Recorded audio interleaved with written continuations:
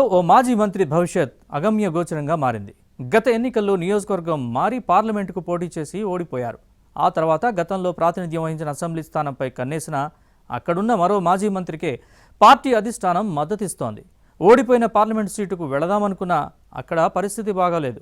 మరో లోక్సభ స్థానం YCP incharge పదవి కోసం ప్రయత్నించిన జిల్లా అధ్యక్షురాలు అడ్డుకుంటున్నారు. దీంతో ఆ మాజీ మంత్రి పరిస్థితి రెంటికి చెడ్డ రేవడి చందంగా మారింది.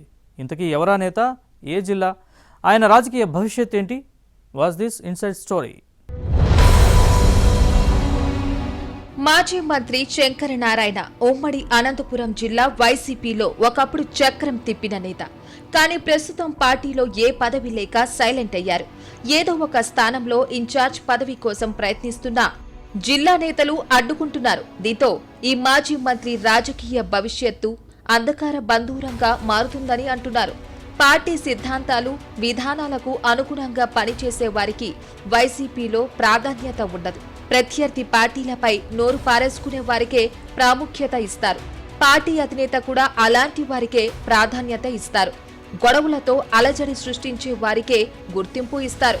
ప్రతిపక్షంలో ఉన్నప్పుడు టీడీపీ అధినేత చంద్రబాబు, పార్టీ ప్రధాన కార్యదర్శి లోకేష్, జనసేనాని పవన్ కళ్యాణ్ ను తిట్టిన వారికే జగన్ ప్రాధాన్యత ఇచ్చారు. సీన్ కట్ చేస్తే కాస్త సున్నితంగా వ్యవహరించి దూకుడుగా లేని వారికి రాజకీయ భవిష్యత్తు ఉండదు. ఎన్నికల్లో ఓడిపోతే కొందరిని అస్సలు పట్టించుకోరు. మాజీ మంత్రి శంకర నారాయణ ప్రస్తుత పరిస్థితే ఇందుకు నిదర్శనం. ధర్మవరంలో తెలుగుదేశం పార్టీ కౌన్సిలర్ గా పాలిటిక్స్ లోకి ఎంట్రీ ఇచ్చారు. ఆ తర్వాత ఎందుకో కొంతకాలం సైలెంట్ అయ్యారు. 2011లో వైసీపీ ఆవిర్భావం తర్వాత పార్టీలో చేరి జిల్లా రాజకీయాల్లో కీలక పాత్ర పోషించారు. 2012 నుంచి 2023 వరకు అనంతపురం జిల్లాకు వైసీపీ అధ్యక్షుడిగా పనిచేశారు. కానీ ప్రస్తుతం పార్టీలో ఈ మాజీ మంత్రికి ఆదరణ లేదు. కురుబ సామాజిక వర్గ నేత శంకర నారాయణది ధర్మవరం నియోజకవర్గ. కానీ అక్కడ కేతిరెడ్డి వెంకట్రామిరెడ్డి డామినేషన్ ఉండేది. దీంతో ధర్మవరంలో అడుగు పెట్టనివ్వలేదు.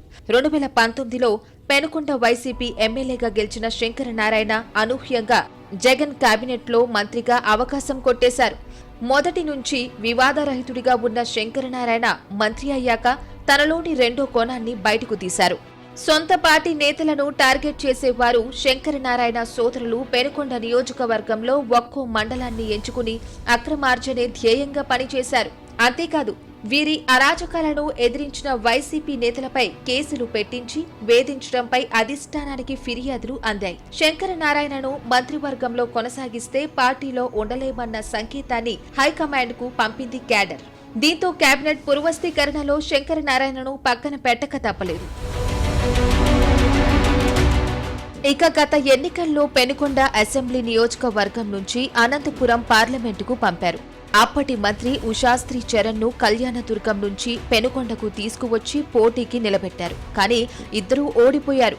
అయితే ఆ తర్వాత పెనుకొండ నియోజకవర్గ ఫ్యాన్ పార్టీ ఇన్ఛార్జ్ పదవి కోసం శంకర నారాయణ ప్రయత్నించిన ఉషాస్త్రీ చరణ్ నే కొనసాగిస్తోంది. దీంతో ఇద్దరి మధ్య ఆధిపత్య పోరు తారస్థాయికి చేరింది. సొంత పార్టీలో ఉన్న పరస్పరం విమర్శించుకుంటూ పార్టీ పరువును బజారు పడేస్తున్న విషయం అధిష్టానం దృష్టికి వెళ్లింది. ఈ విభేదాలు ముదిరి పాఖాన పడడంతో పంచాయతీ జగన్ దగ్గరకు చేరడంతో శంకర్ నారాయణ వర్గం నేతలను సస్పెండ్ చేసే వరకు వెళ్లింది వ్యవహారం. అయినా ఇద్దరు మాజీ మంత్రుల మధ్య పోరు ఆగలేదు. ఉషాస్త్రీ పెనుకొండలో ఉంటారని జగన్ పరోక్షంగా చెప్పినట్టు పార్టీ వర్గాల్లో వినిపిస్తోంది. దీంతో శంకర్ నారాయణ పూర్తిగా సైలెంట్ అయ్యారు. ఈ మాజీ మంత్రి అనుచర వర్గం పెనుకొండలో కొంతవరకు పట్టు కోసం ప్రయత్నిస్తున్నప్పటికీ శంకర్ నారాయణ లేకపోవడంతో వారు కూడా ఎటూ తేల్చుకోలేని పరిస్థితికి వచ్చేశారు. మరోవైపు అనంతపురం పార్లమెంట్ స్థానంలో ఆయన తన బలాన్ని పెంచుకుందామంటే అక్కడ నెలకొన్న పరిస్థితులను చూసి శంకర్ నారాయణ విస్తుపోతున్నారు. ఇక్కడ ఫ్యాన్ పార్టీ అస్తవ్యస్తంగా ఉంది. నేతలు ఎవరికి వారుగా వ్యవహరిస్తున్నారు. దీంతో శంకర్ నారాయణ పరిస్థితి రెండికి చెడ్డ రేవడి చందంగా మారింది. అటు పెనుకొండకు వెళ్లలేక, ఇటు అనంతపురం రాజకీయాల్లో జోక్యం చేసుకోలేక మౌనంగా ఉంటున్నారు. ఇక లోక్సభ ఎన్నికల్లో హిందూపురంలో ఓడిపోయిన జోళ్లతరాసి శాంత నియోజకవర్గం వైపు కన్నెత్తి చూడడం లేదు. దీంతో హిందూపురం పార్లమెంట్ ఇన్ఛార్జ్ బాధ్యతలు శంకర్ నారాయణకు ఇస్తారనే ప్రచారం జరిగింది. కానీ వైసీపీ జిల్లా అధ్యక్షురాలు ఉషాస్త్రి అడ్డుకున్నారనే చర్చ సాగుతోంది. దీంతో పార్టీ అధిష్టానం శంకరనారాయణను పట్టించుకోకుండా పక్కన పెట్టేశారనే ప్రచారం జరుగుతోంది. తన పరిస్థితి నడి సముద్రంలో నావచందంగా మారిందన్న ఆవేదన ఈ మాజీ మంత్రిలో కనిపిస్తోంది. దీంతో తన గమ్యం ఏంటో శంకరనారాయణకు తెలియడం లేదు.